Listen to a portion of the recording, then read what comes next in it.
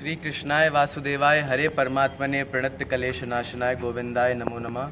जय श्री कृष्णा, जय श्री राम। मेरा नाम अंश। आज मैं आपको सिर्फ एक बात बताने के लिए इस वीडियो के माध्यम से यहाँ पर खड़ा हूँ कि इंसान अपने सुख के लिए क्या कुछ नहीं करता।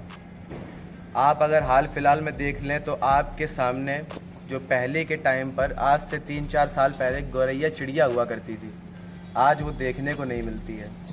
पहले के समय गर्मियों में शाम को मधुर ठंडी हवा चला करती थी, आजकल वो देखने को नसीब नहीं है।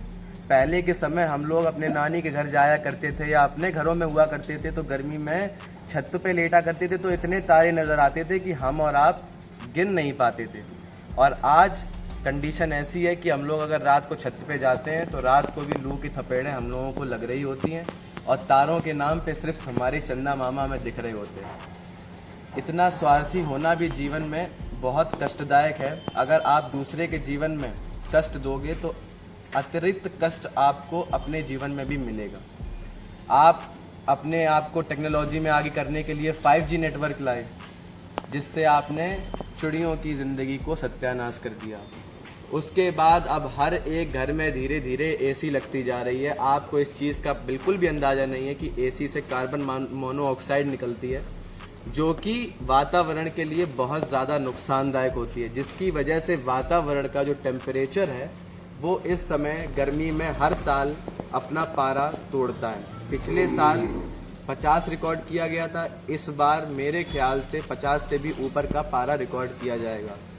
ऐसी कंडीशन में क्या हालत होती है हमारे गौवंश की, किस पीड़ा से वो गुजरते हैं, इसका अंदाज़ा आपको नहीं है। ये गौशाला है, इस गौशाला के अंदर पंखे हैं, कूलर भी हैं, लेकिन आप लोगों की लापरवाही के चलते मौसम कुछ इस तरह करवट खाता है कि इंसानी शरीर भी नहीं ढल पाता है तो जानवरों का शरीर कैसे ढल सकता है। आप देखिए, ये गाय है, ये सिर्फ और सिर्फ गर्मी की वजह से परेशान है। इसकी ये दुर्दशा गर्मी के कारण हुई है। अगर आप लोग वातावरण में इस तरह की हरकतें ना करें कि उल्टी सीधी चीज़ों का इस्तेमाल कर रहे हैं, एसी पे एसी लगाए जा रहे हैं, पर्यावरण के बारे में सोच नहीं रहे हैं, तो आप पाक के भागीदारी बनेंगे। आप खुद ही देख लीजिए, इतने उमस भरे मौसम में इस बेजुबान गौ माता का क्या हाल हुआ पड़ा है। किस तरीके से ये यहाँ पर ज़मीन पे डली हुई हैं। बराबर इलाज होने के बाद भी इनके सामने पूरे टाइम कूलर चलने के बावजूद भी इनकी हालत में कोई सुधार नहीं आ रहा है। यहाँ पर सवाल उठता है कि ये किसकी जिम्मेदारी है, ये किसके कारण हो रहा है, इनके चेहरे पे ये उदासी किसके कारण है। क्या हम इंसान होते हुए भी अपने दायित्व निभाने से पीछे हट रहे हैं? और अभी भी कुछ लोग ऐसे होंगे जो सोमवार को उस पशुपतिनाथ को खुश करने के लिए एक लोटा जल लेकर जाएंगे। पशुपतिनाथ एक लोटा जल से खुश नहीं होंगे, इन पशुओं की सेवा करने वाले इंसानों से खुश होंगे। कृपया सेवा करना सीखिए, अपने अंदर सेवा भाव लाइए। यदि आप ईश्वर का दिल जीतना चाहते हैं तो ईश्वर की बनाई हुई चीज़ों का सम्मान करिए।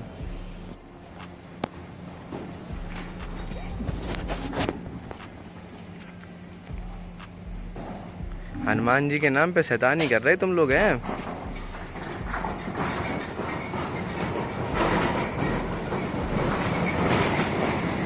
और मैं और हमारी टीम इटावा के सिद्धिपीठ कालीवान मंदिर भी यहाँ पर माता जी के सामने सिर्फ इसलिए गई थी ताकि ये अर्जी लगा सकें कि ऐसे बेजुबान जानवरों की जानें व्यर्थ में ना जाएं और इंसानों को ये सीखने को मिले कि जानवरों को घृणा की नज़रों से नहीं, प्यार की नज़रों से देखना चाहिए। हमेशा याद रखिए, जो इंसान जानवरों को घृणा की नज़रों से देखता है वो कभी इंसानों से भी प्यार नहीं कर सकता, क्योंकि जो बेज़ुबान की इज़्ज़त नहीं कर सकता वो ज़ुबान वाले की क्या ही इज़्ज़त रखेगा। हमेशा याद रखिए, आप अपने घर के बाहर यदि गाय माता को रोटी खिलाते हैं तो आपकी सुख समृद्धि में हमेशा हमेशा हमेशा वृद्धि होगी और आप कभी धन दौलत सुख चैन से परेशान नहीं रहेंगे, क्योंकि जिस माता का दूध और जिस माता की सेवा स्वयं सारे ईश्वरों ने करी हो, आपको उस चीज़ का सौभाग्य मिले तो पीछे मत हटिए, इनकी भी सेवा करिए। कंधों से बड़ी छाती नहीं होती, धर्म से बड़ी कोई जाति नहीं होती। अगर दीपक ही नहीं बचा तो बाती का क्या करोगे, और अगर हिंदू धर्म ही नहीं रहा तो जाति का क्या करोगे मेरे भाइयों, जाति का क्या करोगे।